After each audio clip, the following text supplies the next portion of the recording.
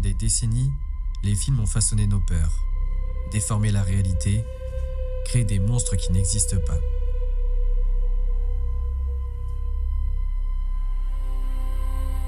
Pourtant, derrière les images, il y a une vérité plus simple et bien plus humaine. Aujourd'hui, je pars la chercher. Une question qui me poursuit depuis des années et je suis prêt à lui faire face. Et pour y répondre, j'ai rendez-vous avec un homme de foi, de calme, de sagesse. Ce que vous allez voir n'est pas un spectacle, ce n'est pas une scène de film, c'est une immersion dans ce qu'est vraiment l'exorcisme.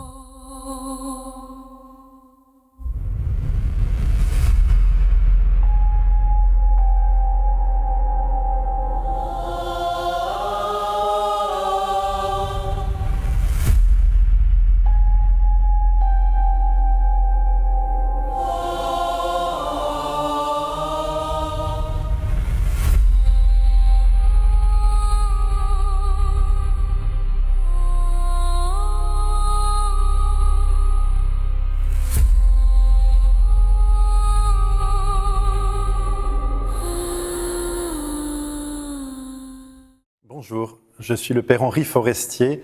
Ça fait presque 30 ans que je suis prêtre et à l'heure actuelle responsable de la paroisse de Carnoul et aussi prêtre exorciste depuis 12 ans. C'est de cela dont je vais vous parler un peu aujourd'hui, m'a-t-on dit. Bienvenue sur Whispers, notre nouvelle émission, cette fois-ci sur l'exorcisme. Et cette fois-ci, on va parler avec mon père Henri Forestier. On va parler d'exorcisme, mais bien à l'opposé de ce qui peut se voir au cinéma. Cette fois-ci, on va parler de quelque chose qui est concret et qui existe vraiment. Je vous remercie beaucoup de nous recevoir ici. À quel moment vous avez senti l'appel de Dieu et vous y avez consacré votre vie? Alors je me souviens, j'avais 17 ans, je discutais avec un copain de lycée qui attaquait la religion et l'Église.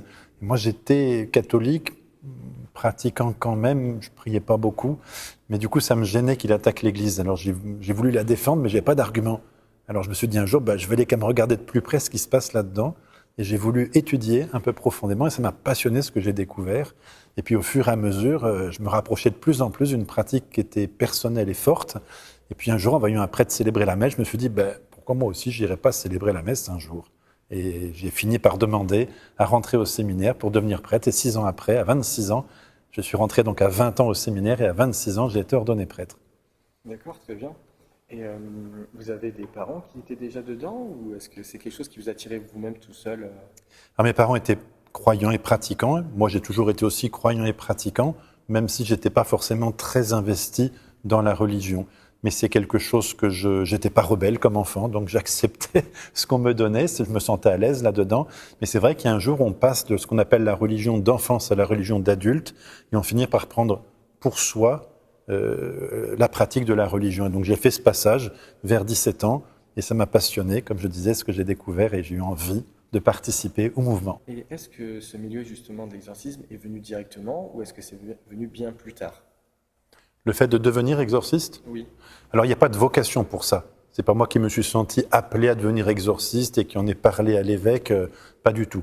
Dans la doctrine chrétienne, catholique, c'est l'évêque qui choisit un prêtre en Occident du moins, enfin c'est comme ça que ça se pratique, pour devenir exorciste. C'est lui qui choisit les critères, qui regarde un prêtre qui correspond et qui lui en parle un jour. Et donc moi un jour, c'était Monseigneur Ray, il y a 13 ans de ça, qui est venu me voir, qui m'a dit « Tiens, au fait, j'ai pensé à toi, est-ce que ça te dirait de devenir exorciste ?» Et je lui ai dit « Oh, vous êtes sûr, Monseigneur ?» C'était pas quelque chose qui était... Non, moi au début ça ne m'attirait pas tellement comme ministère et puis je pensais qu'il allait comprendre que ça ne me passionnait pas. Alors il a très bien compris. Du coup, ça va être toi. mais du coup il m'a dit, écoute, tu as qu'à essayer, si dans 6 mois ça ne te plaît pas, tu m'en parles.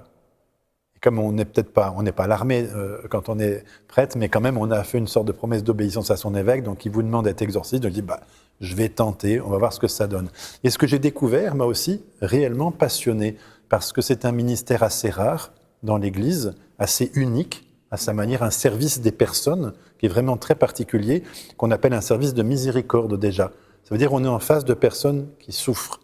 Les gens qui viennent à l'Église ne souffrent pas tous. Il y en a qui viennent pour prier, pour d'autres choses, pour s'instruire, ou pour regarder les tableaux et la culture, je ne sais pas.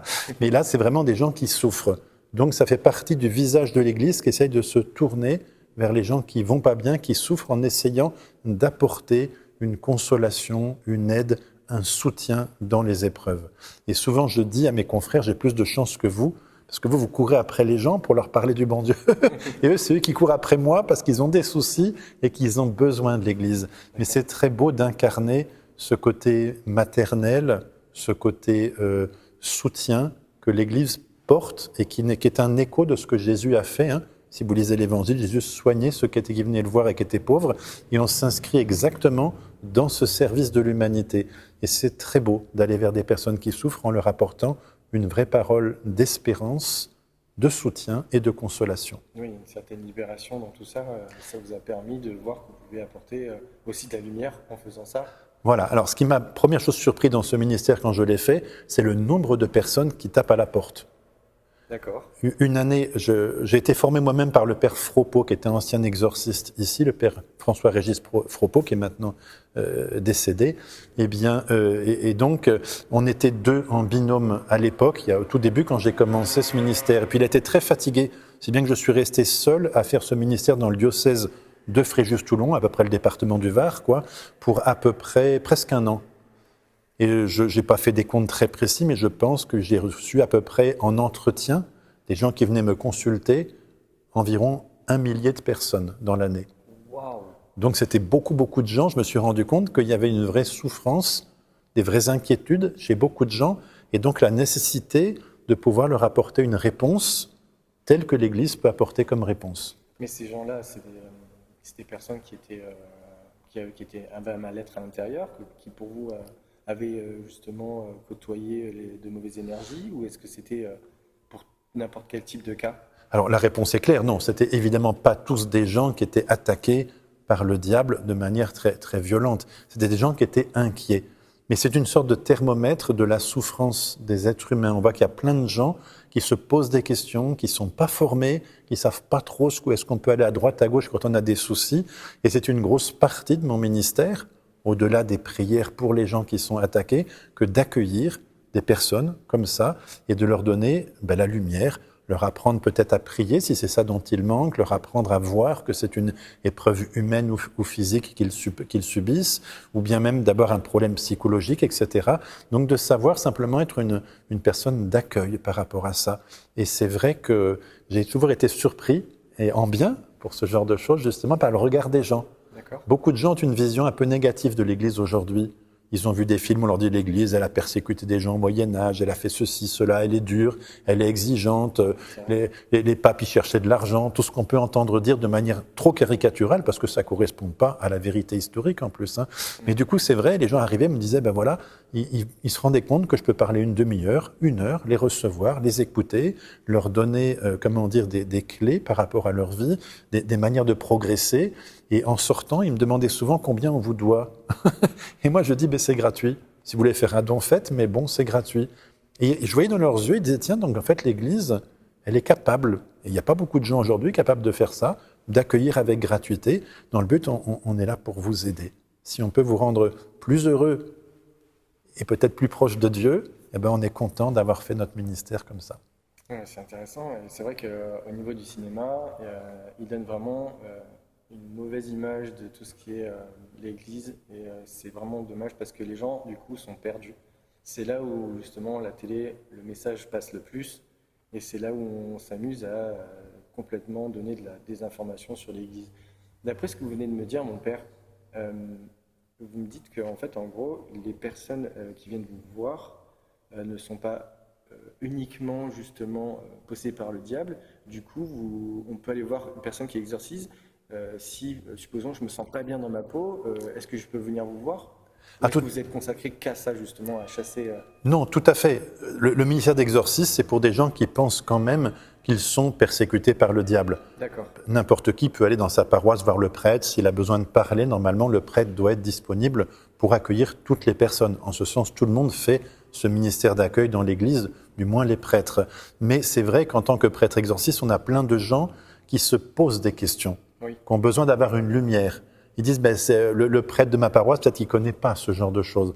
Et que si vous êtes prêtre exorciste, vous connaissez tout ça, vous savez un peu comment ça se joue, donc je vais consulter un expert qui va me dire si vraiment, oui ou non, peut-être je suis attaqué et que c'est la réponse à mes problèmes, qu'il y aurait une persécution diabolique sur moi. Donc en ce sens, je trouve que c'est très très bon qu'il puisse y avoir des experts dans l'Église, des gens qui connaissent bien ce ministère, pour pouvoir aider les gens en vérité. Je dois dire d'ailleurs que certaines personnes, ça leur plaît pas. Quand je leur dis, vous avez plutôt un problème un peu de type psychologique, c'est pas le diable, certains, ils auraient préféré que je leur dise que c'était le diable. C'était plus valorisant que de penser qu'ils avaient simplement besoin d'aller voir un psychologue ou un psychiatre dans les cas les plus durs. Et pourtant, ça fait partie de notre vie, quelquefois, d'avoir des blessures sur le chemin et d'avoir besoin d'une aide extérieure. Il faut avoir l'humilité de le reconnaître et puis de se dire que voilà, si quelqu'un essaye de vous aider, simplement de vous comprendre et de vous indiquer un chemin, c'est pas qu'il vous aime pas ou qu'il vous comprend pas, mais peut-être il essaye de vous sortir d'une difficulté qui est la vôtre et que vous voulez pas voir encore pour le moment. Quelle démarche il faut faire quelle formation vous avez quand on vous proclame de devenir exorciste? Alors, quand j'ai été nommé exorciste, j'ai dû me débrouiller. Ça commence bien. Il faut savoir que dans l'Église, on peut aussi avoir nos propres difficultés historiques par rapport à tel ou tel sujet. Or, à partir des années 60-70, qui est une période très violente pour l'Église catholique, où il y a des remises en cause qui ont été très violentes, on a eu un petit peu honte de ce ministère d'exorciste. On trouvait qu'il faisait trop moyenâgeux, ça donnait l'impression que le diable était un peu partout. Oui, de l'époque. Voilà. Et on a voulu donc se dire qu'on allait faire plus moderne et plutôt renvoyer à des psychiatres que d'aider. Et donc des diocèses entiers n'ont pas trop nommé d'exorcistes, ou c'est resté un peu caché comme un peu quelque chose dont on a un peu honte et qu'on traîne un peu sans trop oser le remarquer. Et donc on n'avait donc pas de formation d'exorciste, ça n'existait pas. Moi, quand j'ai été nommé, Monseigneur m'a dit « Va voir à Rome le père Bamonte, qui était le responsable, le président de l'Association internationale des exorcistes, il pourra te former un peu. » Mais j'ai voulu aller le voir. Alors à Rome, c'est toujours très compliqué, il faut écrire une lettre. Il m'a répondu donc « Ah oui, mais je peux bien vous recevoir, mais il faut demander au cardinal vicaire. » Donc une deuxième lettre au bout de 3 mois au cardinal vicaire, qui a mis 3 mois à me répondre. Après, Benoît XVI a eu l'idée de démissionner, donc tout le monde est arrivé au Vatican pour élire le nouveau pape. Donc je ne pouvais pas passer là-bas. Donc au bout de 6 mois, j'ai dit « Bon, soit je laisse tous les gens qui me téléphonent en plan, soit tant pis, je me lance et je vais pratiquer. » Mais j'ai quand même eu la chance de pouvoir lire quelques bouquins qu'on m'avait recommandés et surtout d'avoir l'expertise du père François-Régis Fropeau, qui était quelqu'un d'expérience dans ce ministère, qui m'a donc montré un peu comment ça se faisait. Puis un jour, je me suis lancé. Depuis que je suis exorciste, depuis plus de 10 ans maintenant, 13 ans je crois que ça fait, ça a quand même eu des gros progrès dans l'Église, puisque maintenant il y a une formation qui existe au niveau national et aussi au niveau international. On a fini par faire des congrès d'exorcistes. Si ça vous intéresse, on pourrait vous inviter une fois là-dedans. Avec grand plaisir. À Rome, donc, il y a une fois tous les 2 ans une réunion de tous les exorcistes du monde. Alors tout le monde ne peut pas venir, mais du coup ça se fait à Rome dans des bâtiments gigantesques. On peut être 300, 500 exorcistes américains, sud-américains, africains. C'est très intéressant de faire les échanges et de s'apercevoir les manières différentes culturelles de pratiquer l'exorcisme, etc. Et une fois tous les 2 ans, c'est la réunion nationale qui se fait souvent du côté de Lyon, auquel j'ai participé plusieurs fois, qui permet d'abord de connaître les confrères. Quand on a des gens qui vous téléphonent d'ailleurs, on sait à qui vers qui les diriger. Et donc voilà. Donc maintenant, il existe une formation.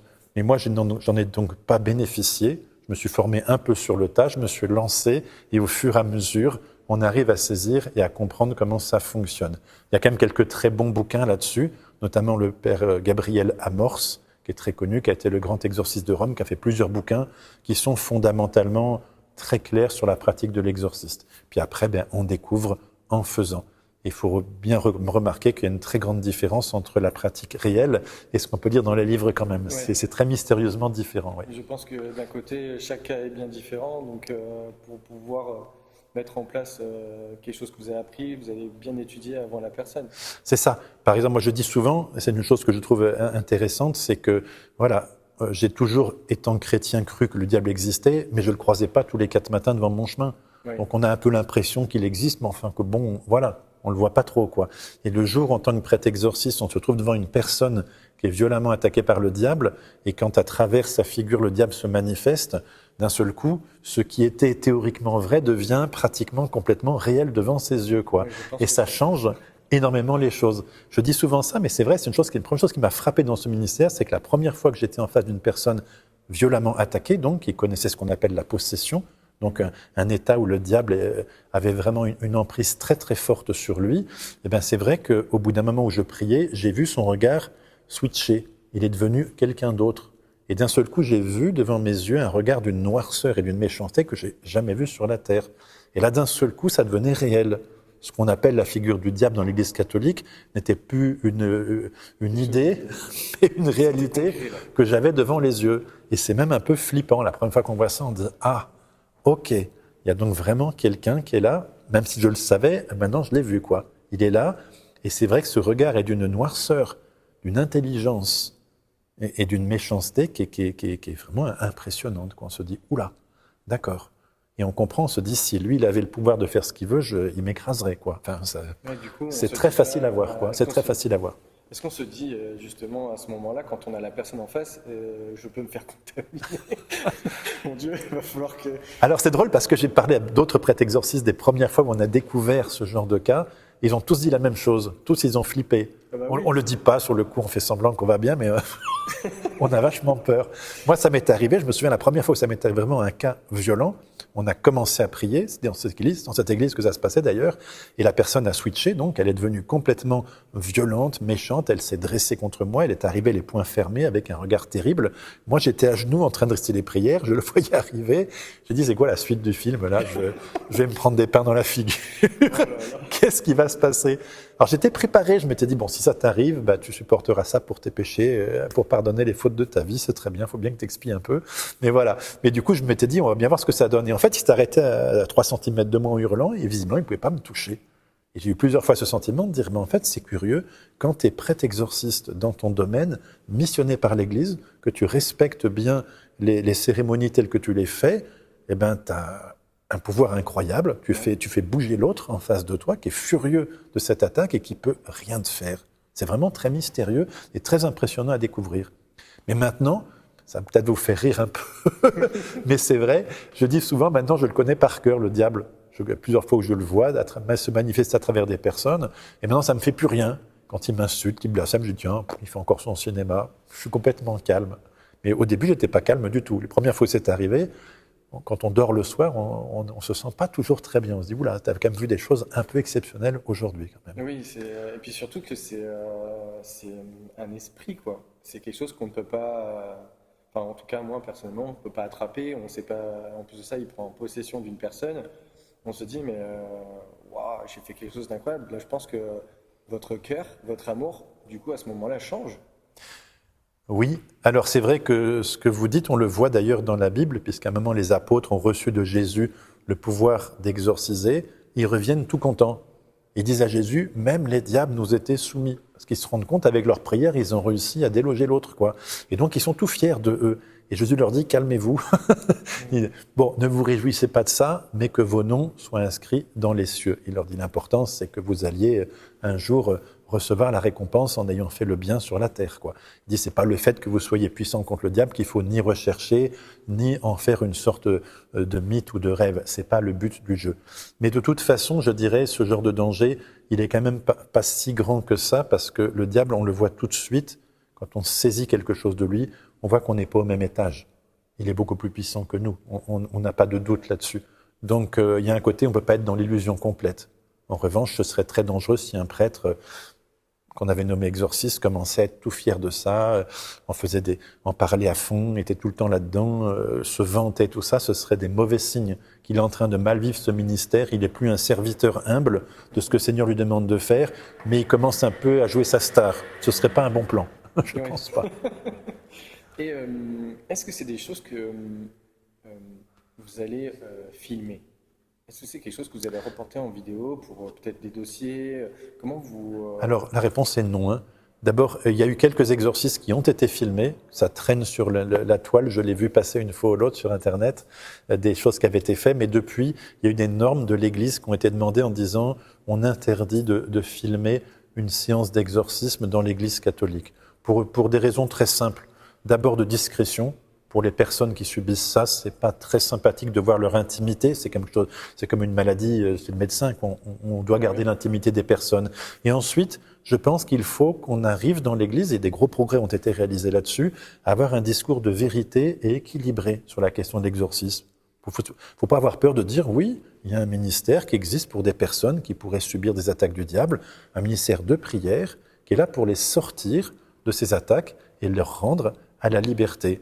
Mais il ne faut pas non plus commencer à en faire une sorte de pub en mettant des panneaux partout en disant « Regarde, dans l'Église catholique, ce qu'on fait, c'est pas le but, c'est pas une bonne publicité non plus. On ne cherche pas le fantastique, on n'essaye pas de dire on est plus fort que le voisin, on essaye simplement de dire « Voilà, l'Église catholique vient vous apporter de la part du Seigneur un salut qui passe par le fait de chasser la persécution diabolique qui pourrait tomber sur quelques-uns de vos frères ici-bas. Un ministère de bonté envers ceux qui connaissent une épreuve tout de même un peu exceptionnelle. » J'ai entendu dire sur des podcasts que quand il y avait une possession du diable, parce qu'en fait, ce que je veux en venir, c'est qu'il y a beaucoup de gens qui vont contacter des rebouteux. Je ne sais pas si vous avez déjà entendu parler de ça. Évidemment. Donc, ça va être des médiums, ça va être des voyants, ça va être ceci, ça va être cela. Et donc du coup, ça ne marche pas. Et j'écoutais justement, c'était sur RTL, où ils expliquaient que de toute manière, quand il y avait une possession du diable, seul un prêtre, un père, était capable de pouvoir enlever cet esprit-là. Alors, sans doute oui et non. Oui d'un côté, c'est-à-dire qu'on est missionné pour ça.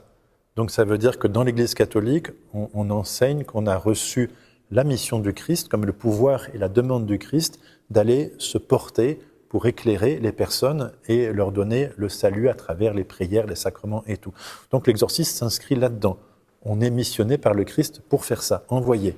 Donc du coup, c'est sûr qu'il n'y a que ceux qui sont envoyés qui peuvent le faire.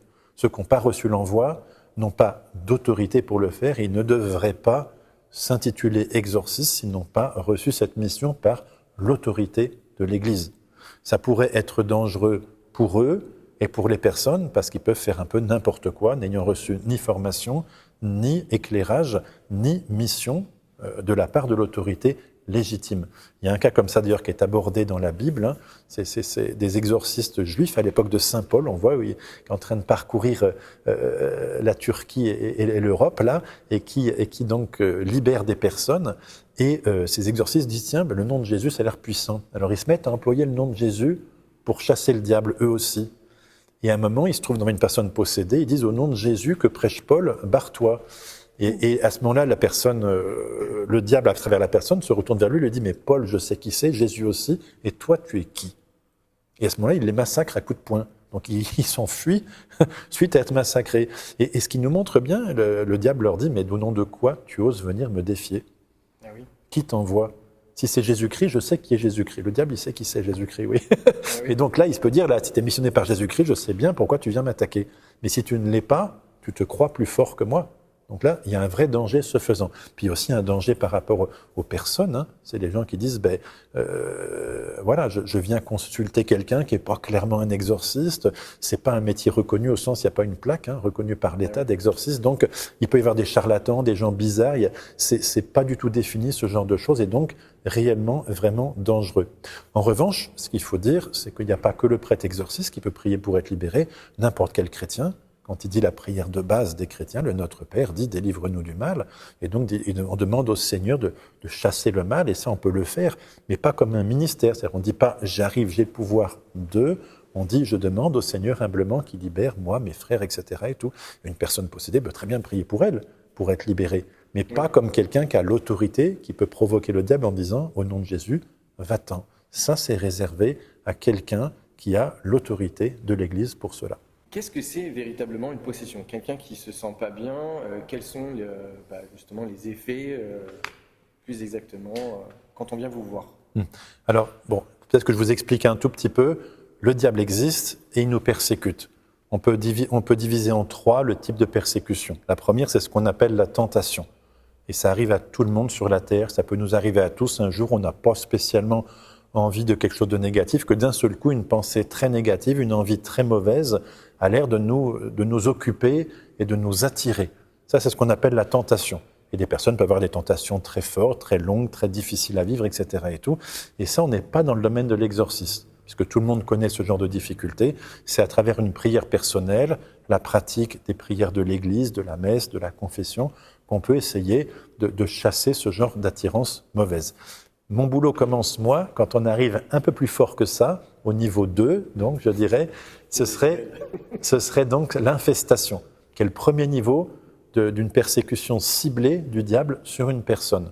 On pourrait la comparer à une mouche qui vous tourne autour et qui n'arrête pas. Vous voulez, on a une suite de trucs bizarres, des pensées machin, des inquiétudes, des angoisses, des gens qui vont pas à côté, des choses qui marchent pas dans notre vie, etc. et tout. On a le sentiment d'être comme persécuté sans que pour autant ça persécute trop la vie intérieure de la personne, vous voyez. Et donc là, on est déjà dans des prières. Si c'est vraiment le diable qu'on diagnostique comme étant présent, on peut déjà commencer à faire des prières d'exorcisme pour libérer la personne d'une attaque qui est considérée comme mineure dans notre ministère et qui souvent peut, en quelques séances de prière, complètement passer. La possession, c'est le niveau 2, donc on est au niveau le plus grave. Donc c'est une personne qui en est au point où l'influence diabolique est tellement forte sur elle qu'elle perd quelquefois un petit peu ses moyens ou sa direction de vie. Alors elle peut entendre des sortes de voix, une voix qui lui parle à l'intérieur, elle peut dans certains cas presque perdre un petit peu la maîtrise de ses membres, comme on voit dans l'Évangile, ceux qui sont possédés, donc on a le sentiment que il y a quelque chose d'autre qui les meut en quelque sorte, qui les fait bouger. Et donc là on est dans le domaine de la possession. Et ça c'est quand on est à ce niveau-là, c'est une attaque qui est quand même très violente, très ciblée, et il faut donc des prières quelquefois, des mois, voire des années, pour libérer complètement une personne de cette influence mauvaise. Il y a tout un chemin qui se prend où la personne apprend à lutter contre le mal, développe un peu plus de fidélité au bien, donc au quotidien de sa vie, pour arriver au fur et à mesure à sortir sa vie de cette persécution qui peut être extrêmement violente. Avec en plus un côté particulier que peu de gens comprennent quand on ne sait pas, c'est que ces gens-là sont très solitaires. D'accord. Si ça vous arrivait, je ne vous le souhaite pas, mais si ça vous arrivait de connaître une possession, vous n'auriez pas forcément envie d'en parler à votre meilleur ami, vous voyez. D'accord. Pourquoi ? Parce que possédé, j'ai pas envie d'en parler. Parce qu'on a un peu honte, on se dit que l'autre il va avoir peur, il n'osera plus me parler. Enfin, c'est un combat où on est très solitaire. D'accord. Donc c'est important en tant que prêtre exorciste de bien parler avec les gens qui le connaissent pour les faire parler, leur faire comprendre qu'ils ne sont pas seuls, leur montrer que c'est normal et qu'on va arriver à les en sortir. D'accord. Mais donc voilà, c'est ça.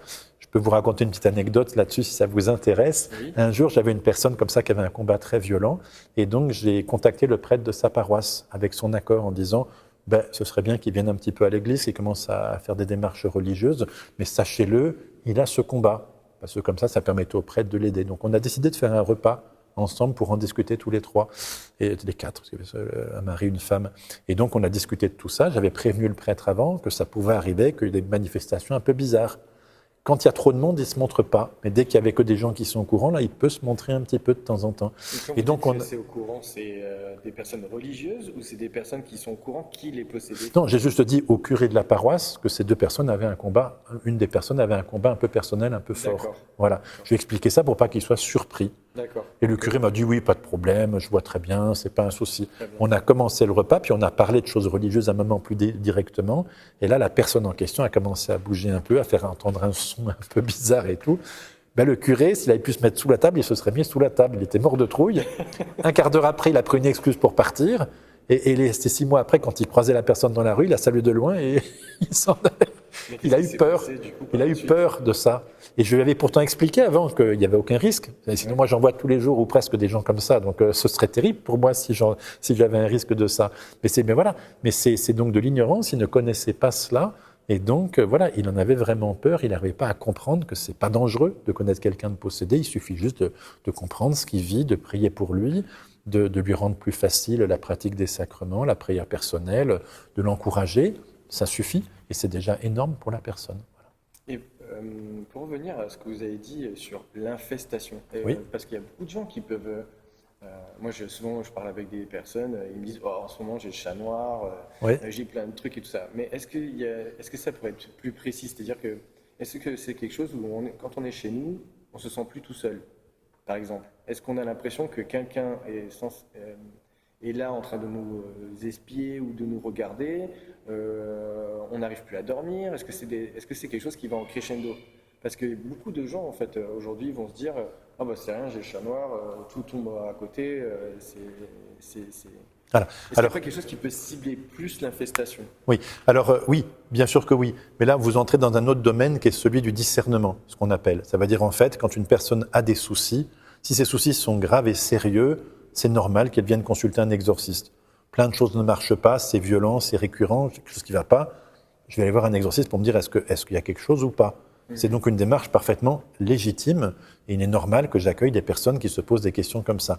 Mais après intervient le premier stade du ministère d'Exorcisme, c'est ce qu'on appelle le discernement. Quelqu'un vient vous parler de difficultés qu'il a, de problèmes qu'il vit, et on discerne d'où vient le problème. Donc on prend le temps, la première réunion en général, on reçoit les personnes 3/4 d'heure, 1 heure, facilement, on réserve comme temps, et là on pose plein de questions.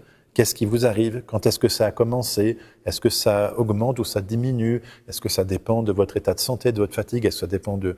Et donc on essaye de savoir, on dit mais d'où viennent les difficultés de cette personne? Est-ce que c'est des difficultés de vie que tout le monde pourrait avoir? Il y a des mauvaises passes de temps en temps. Bon, voilà. Est-ce que ça pourrait venir d'un problème de santé? Il va pas bien, il a une maladie, il s'en rend pas compte, un truc qui va pas trop bien dans son corps. Est-ce que ça peut être un déséquilibre de type plus psychologique? Vous avez subi un choc, ça va pas bien, et donc du coup après il y a des choses bizarres qui se manifestent. Ou est-ce que ça pourrait être une persécution diabolique? Donc tout le premier travail très important du prêtre exorciste, c'est d'écouter bien la personne, de comprendre ce qu'elle vit, pour lui dire, avec l'expérience qu'on a acquis, dire écoutez, oui, là, ça se voit que c'est le diable, ou écoutez, non, c'est pas vraiment le diable, c'est plutôt un psychologue qu'il faut que vous y alliez voir.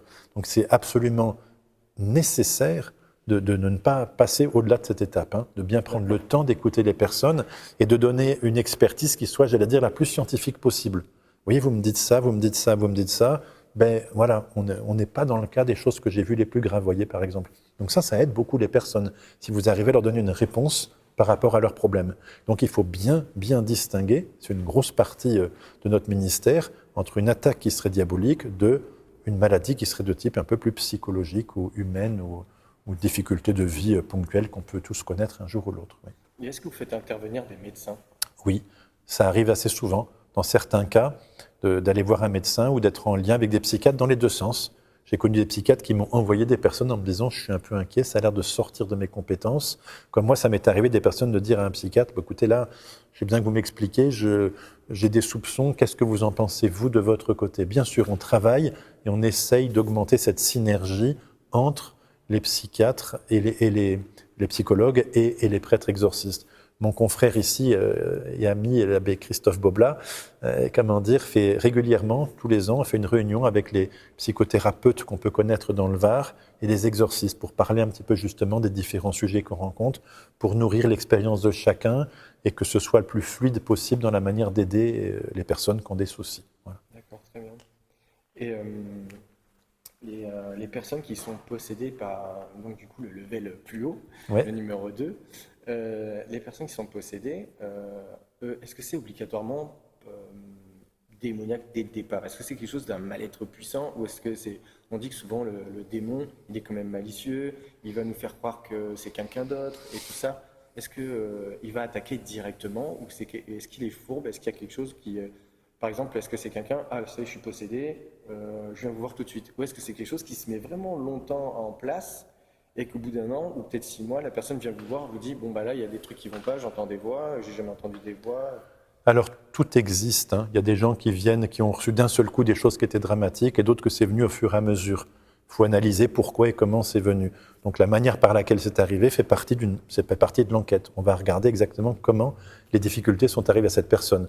Si elle vous dit qu'elle a ça depuis l'enfance ou que c'est arrivé un jour, si elle vous dit suite à des pratiques que j'ai fait un peu bizarres, un peu ésotériques, bizarres, ben ça a commencé à se déclencher. Vous voyez qu'on a un soupçon de se dire tiens, c'est bizarre, on dirait qu'il y a un lien entre ce qui arrive après et ce qui a été fait avant.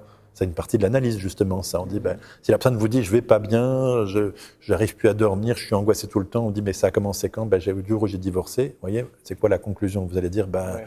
c'est psychologique, tu as eu un choc. Et donc, c'est ça que tu n'arrives pas à gérer.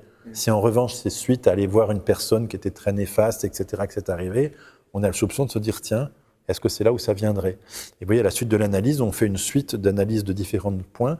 Et quand à la fin, ben, c'est tout concordant dans un sens ou tout concordant dans l'autre, on peut donner une réponse assez précise aux gens. Quelquefois, c'est un peu flou entre les deux.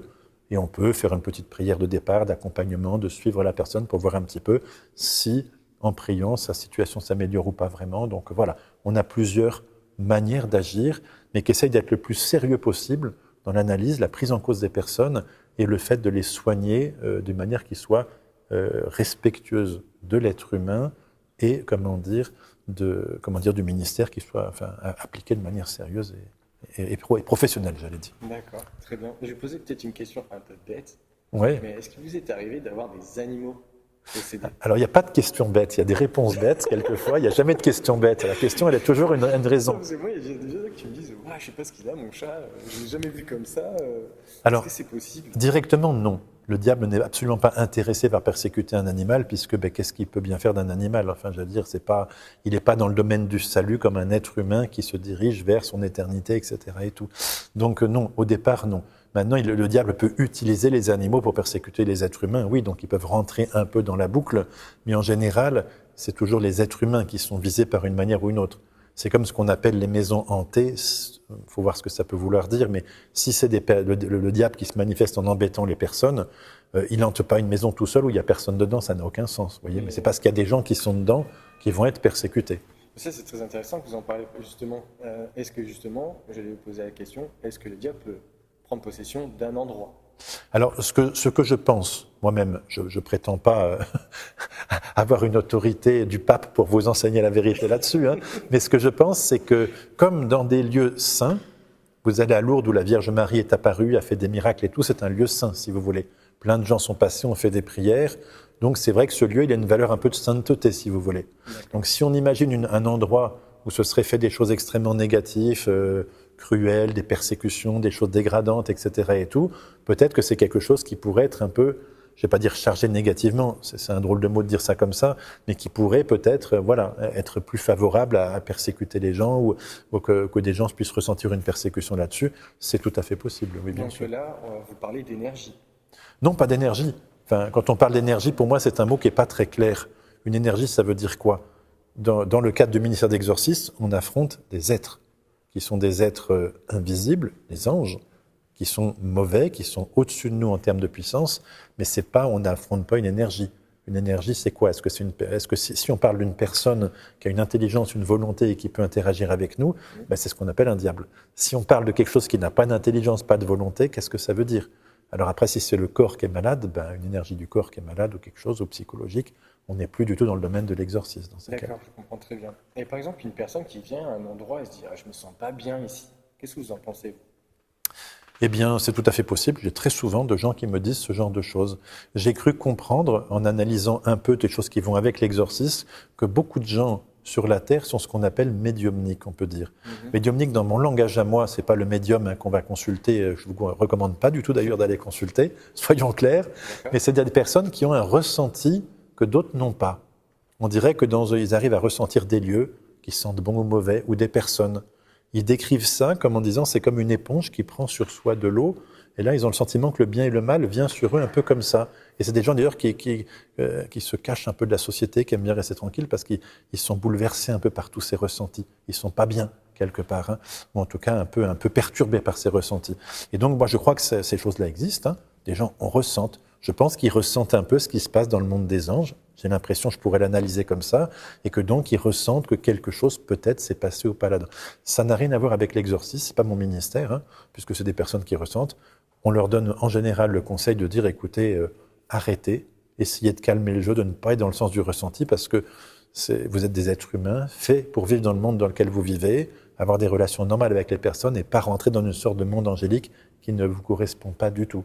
Tu vois, c'est un peu comme Gulliver au pays des géants. Si tu te trouves avec des anges, il y a de quoi être déstabilisé, quoi. C'est pas bon. Très bien. Et donc du coup, là, on vient de parler justement un petit peu de ces endroits avec l'énergie, tout ça. Et j'ai pu remarquer justement dans l'église, au moment des baptêmes ou autres, il y a un encensoir. Est-ce que ça a le même rapport que quand on dit aux gens, prenez de l'encens, vous allez nettoyer votre maison, ou est-ce que c'est différent? Ah oui, c'est tout à fait différent. Dans l'Église, l'encens est utilisé depuis très très anciennement pour symboliser la prière. Quand on prie, on est en contact avec Dieu. Donc l'idée de la fumée d'encens qui monte vers le ciel et qui sente bon symbolise la prière chrétienne. Donc c'est une manière aussi de dire la bénédiction. Donc on encense des objets en estimant qu'il y a une certaine présence de Dieu qui est dedans, qui est mis à l'honneur ce faisant. Donc c'est quelque chose qui est tout à fait dans l'ordre de la prédication de la foi chrétienne. Voilà. C'est pas du tout une sorte de protection, c'est pas comme faire brûler de la sauge ou de l'encens, comme ce serait une sorte de protection. Il y a beaucoup de gens d'ailleurs qui me disent, quelquefois, ils se rendent pas compte de ce qu'ils manient. Ils me disent, j'ai mis du sel dans ma maison pour me protéger.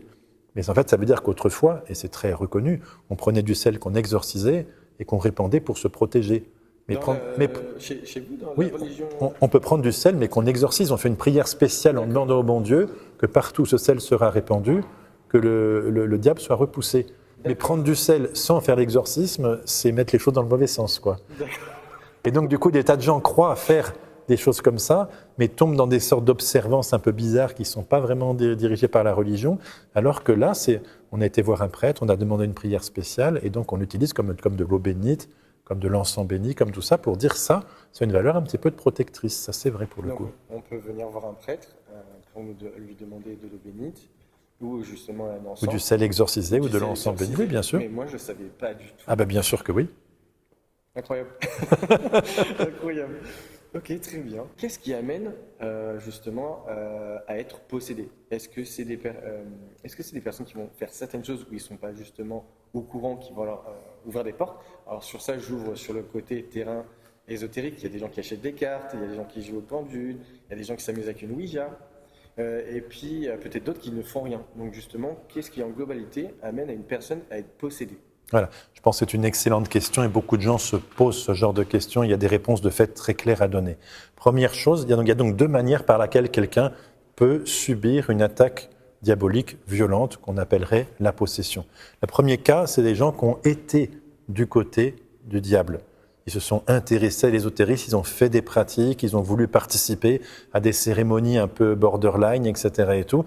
Et donc, ils prennent des risques, ce faisant. Parce que si toi, tu manifestes un intérêt pour les questions du diable et tu vas t'ouvrir vers lui, il est possible que ce faisant, il vienne te persécuter, tu comprends? Je dirais donc qu'il y a un vrai danger, et ça fait partie de mon ministère, de mettre en garde les personnes. Attention, ne vous approchez pas des choses qui soient dangereuses. Je prends toujours l'exemple de dire faites attention, la cage du tigre dans le zoo. Voilà, on dit il est énorme le tigre, il fait 3 mètres de long, il a des pattes comme ça. Est-ce que tu vas aller le caresser? Non, mais t'es pas fou, je vais pas faire un truc pareil. Et elle dit peut-être que tu le caresserais, il serait tout content et tu serais tout content de l'avoir fait. Mais tu vas pas risquer de perdre ta main pour un challenge complètement stupide, quoi. Et pourtant, il y a plein de gens qui se comportent comme ça. Ils vont aller voir des rebouteux, comme tu dis, des rebouteux, des soi-disant voyants, pas très bien estampillés, on ne sait pas trop ce qui se passe, qu'ils vont vous faire ou pas, ils vont faire des cérémonies qu'on ne comprend pas. Mais pourquoi est-ce qu'on prend ce genre de risque? Quand on fait du Ouija, vous posez des questions à qui? On ne sait pas trop. Mais c'est comme le tigre, tu passes la main, tu te dis qu'est-ce qui va se passer? Donc c'est une conduite qui est complètement folle, qui est dangereuse. On ne doit pas prendre le risque de s'approcher de choses estampillées, pas estampillées clairement, en sachant très bien que le diable existe et que lui, il peut, si de son côté on va vers lui, il peut nous persécuter. Et donc j'ai eu des multiples témoignages de jeunes qui m'ont dit on s'est amusé à l'époque avec le verre à poser des questions, c'était marrant, ça répondait. Puis le soir on commençait à avoir des angoisses, à pas se sentir bien et tout, on sentait que l'autre s'approchait. Alors la plupart du temps, on disait quand on voyait que c'était trop dangereux, on arrêtait. Mais c'est déjà bizarre d'avoir été ainsi au contact du danger. Pourquoi prendre des risques, sachant, moi je vous le dis, que ça peut être dangereux et qu'il ne faut surtout pas faire ce genre de choses. J'ai vu des personnes lourdement possédées parce qu'ils ont voulu communiquer avec leurs défunts en faisant l'écriture automatique, etc. et tout. Quand vous voyez la personne après qui pendant des années doit se battre contre une persécution diabolique, on te dit ça aurait été plus intelligent de ne pas commencer au départ. Donc oui, je mets très en garde, ne vous rapprochez pas de choses bizarres, ésotériques, non sues. Ne faites pas des pratiques qui ne soient pas claires. Ne vous mettez pas en danger de ce genre de choses. Après, la deuxième manière qui peut nous arriver, pour connaître ce genre d'épreuve d'une persécution diabolique, c'est ce qu'on appelle, de manière un peu courante, le sortilège. Il y a des personnes qui peuvent être très mauvaises et qui peuvent demander, ou invoquer le diable pour venir persécuter une personne. Et dans certains cas, malheureusement, ça ne fonctionne pas toujours, parce que le bon Dieu garde beaucoup de gens, mais certaines personnes peuvent connaître une épreuve de ce type-là. Et j'ai connu des cas de gens qui n'avaient rien fait du tout et à qui c'est tombé dessus. Et voilà, il fallait aussi prier pour les en libérer. Est-ce que on parle justement là, le cas de magie, de gens qui utilisent la magie? Oui, c'est un mot qu'on peut employer pour ça. Dans le langage de l'Église, en tout cas, celui que j'essaye d'employer moi, on parle d'ésotérisme au sens large pour dire toutes les pratiques un peu bizarres qui font appel à des esprits ou des puissances de l'extérieur pour gagner soit de la connaissance, et on parle alors de la divination, soit pour garder du pouvoir. Et là, on parle de magie. Alors après, magie blanche, noire, comme on dit, soi-disant pour faire le bien et le mal, n'intervient pas en ligne de compte. Le fait de demander à des énergies, des personnes soi-disant mais non identifiées, et en fait une sorte d'invocation auxquelles les diables peuvent répondre, de venir faire de l'activité sur la Terre. Alors oui, vu comme ça, on comprend tout de suite le côté nocif. En fait, si je demande à quelque chose de pas très identifié de venir, je prends le risque de donner de l'influence au diable sur la marche de notre monde, de faire rentrer, pour le coup, quelque chose de très négatif et très persécuteur dans ce monde.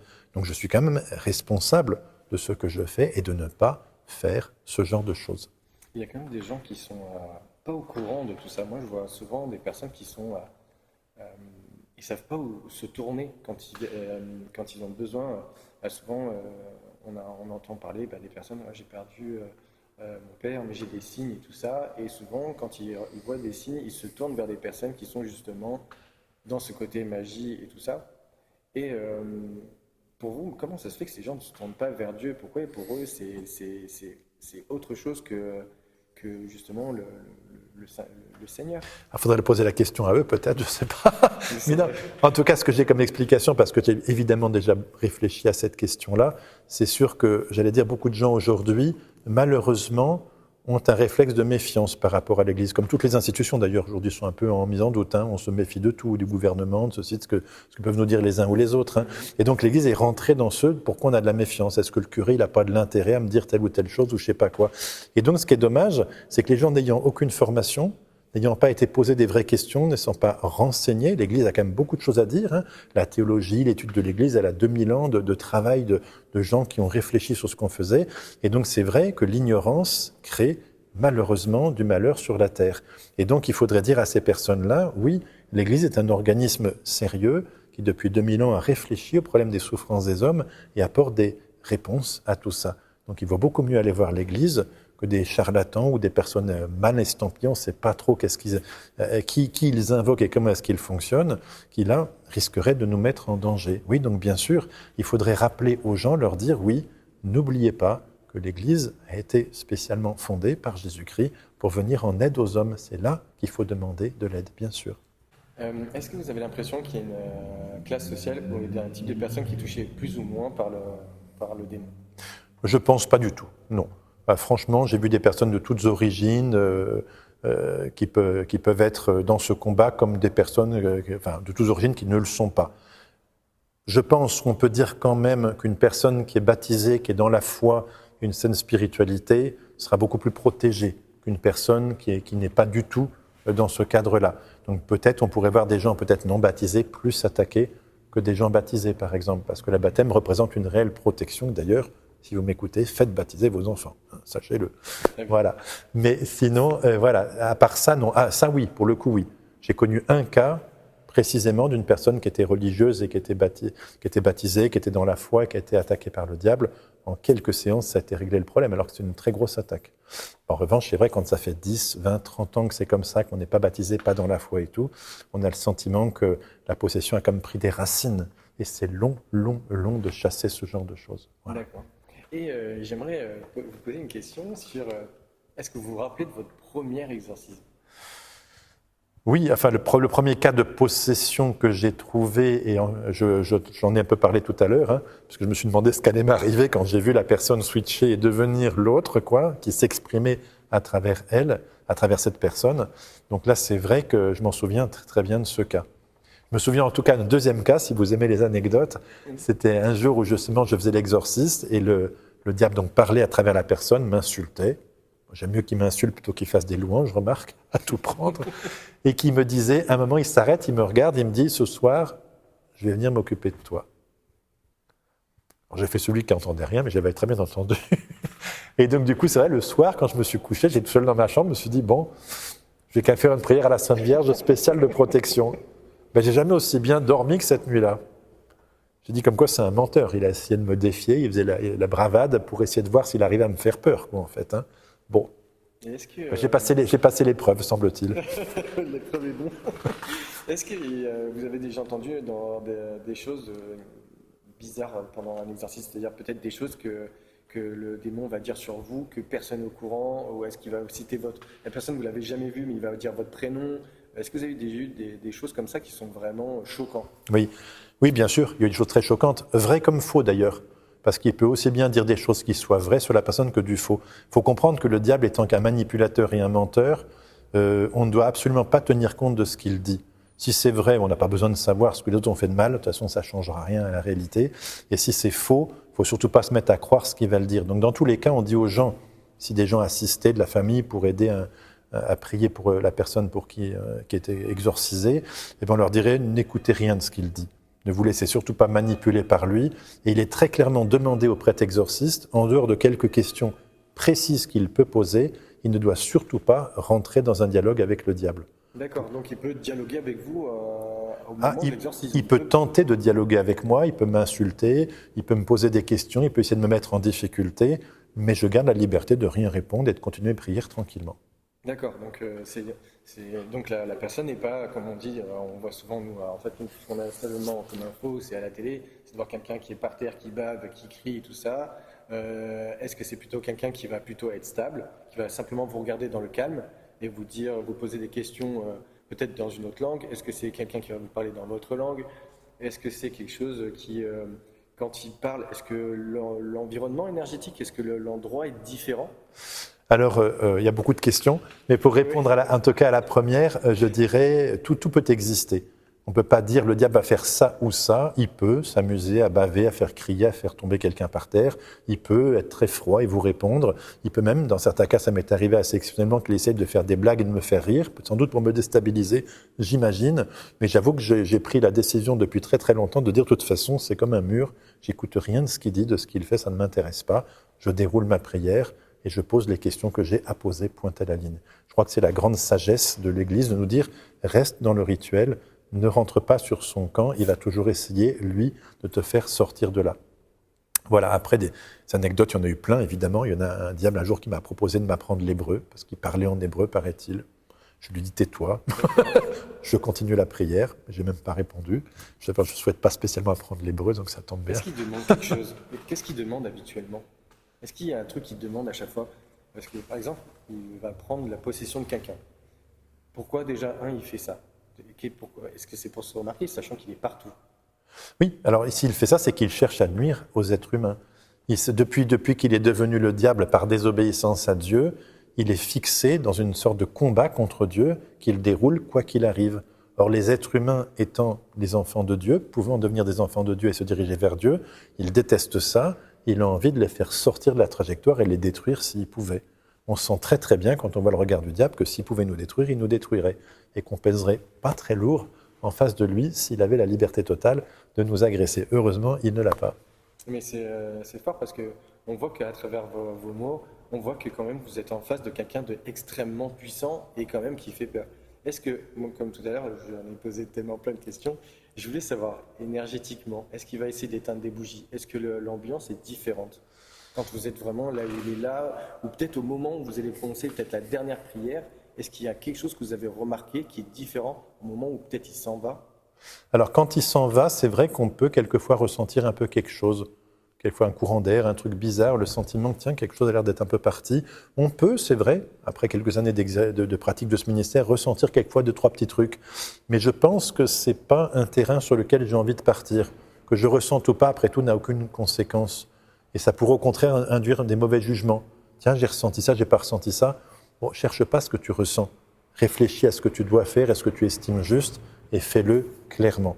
Après, peut-être qu'on peut ressentir quelquefois des choses, mais je ne vois pas tellement l'intérêt de ressentir des choses à ce sujet. Une lumière, un truc, comme s'il y avait le Seigneur qui était présent avec vous et qui était en train d'enlever à ce moment-là. Est-ce qu'il y a ce truc Alors, par exemple, j'ai vu un parapsychologue qui est en fait pas parapsychologue, un psychologue en soins palliatifs. Et il expliquait qu'au moment de la personne qui s'en va, il y a un moment de paix. Oui. Il y a une espèce de silence. Est-ce que justement, au moment où on libère cette personne, il y a un truc, il y a un calme, même l'ambiance est différente, plus légère, plus... Est-ce qu'il y a quelque chose qui est différent? Alors, ce qui est différent, c'est que normalement dans le rituel, on demande, quand le diable, on va le faire sortir, qu'il nous indique le signe et le jour où il va sortir. Ça m'est arrivé plusieurs fois, il a dit je sortirai tel jour, telle heure, et il y aura tel signe qui va se produire. Et quand ça se produit, donc on sait que c'est réalisé. Une fois, il m'a dit, dis une prière à Saint-Michel-Archange, et je m'en vais, je l'ai fait, et il est parti à la suite de ça. La personne a ressenti comme une sorte d'affaissement en elle, et s'est sentie libérée et complètement libérée de la persécution. Donc oui, il existe ce genre de choses, évidemment. Maintenant, je ne crois pas qu'il y ait de signes obligatoires. Éteindre une bougie, ça peut être une chose qu'il fasse, peut-être, mais peut-être autre chose. Pendant l'acte de prière, il va éteindre une bougie. Non, alors moi, j'ai vu ça dont Amos raconte que lui, il a plusieurs fois, le diable lui a dit, mets une bougie, je la soufflerai quand je partirai. Bon, peut-être ça. Moi, j'ai jamais utilisé ça et j'ai jamais eu l'occasion de le faire de mon côté, je l'ai pas vu en tout cas. D'accord. Justement, on va parler de matériel. Vous avez une valise. Donc, est-ce que vous êtes d'accord pour nous montrer un peu ce que vous utilisez justement pendant les exorcismes? Volontiers. On va regarder les accessoires que vous utilisez justement pour l'exorcisme. Alors, vous commencez par quoi exactement? Est-ce que vous avez déjà quelque chose que vous portez? Est-ce que vous avez une préparation? Vous vous mettez à réciter des prières ou est-ce que... Oui, il y a une préparation puisqu'en général, on demande au prêtre exorciste, quand il fait le grand exorcisme, la grande prière d'exorcisme, de jeûner la veille, donc se priver de nourriture pour spirituellement se préparer et dire la messe et se confesser. Donc faire une démarche de prière pour être bien dedans quand on est en train de faire la prière d'exorcisme. Très bien. Donc je vais vous montrer les différents objets, 3 objets que j'emploie. Okay. Le premier, c'est une très grande étole, couleur violette, parce que je dois de temps en temps poser un bout de cette étole sur l'épaule de la personne. Je la mets autour du cou comme ça. Voilà. Et cette étole a été bénie par mon évêque. Et il y a une petite relique dedans, une reste du Padre Pio, qui permet justement de me sentir particulièrement protégé par lui. Et quand vous dites que vous avez une partie de l'étole que vous posez sur la personne? Oui, sur l'épaule de la personne, comme une sorte de geste de protection. D'accord, pendant que vous allez réciter? Pendant que je récite les prières. D'accord, donc vous êtes dos ou vous êtes devant la personne? En général devant lui, je pose un bout de l'étole comme ça sur elle. Okay. Deuxième chose que je vous montre, c'est une relique que j'ai ici. Je peux vous la montrer. Le plastique est un petit peu usé. Donc c'est un tissu qui a appartenu au Padre Pio, qui a fait beaucoup de miracles, avec un tissu avec lequel il essuyait la plaie, les marques des souffrances de Jésus qu'il portait sur lui. Donc j'ai la chance d'avoir ce petit tissu qu'on m'a donné, qui est une relique, et j'utilise beaucoup Padre Pio, parce qu'il m'a fait un petit signe pour la première personne qui a été libérée, c'était le jour de sa fête. J'ai dit, tiens, je vais travailler avec lui maintenant, dorénavant.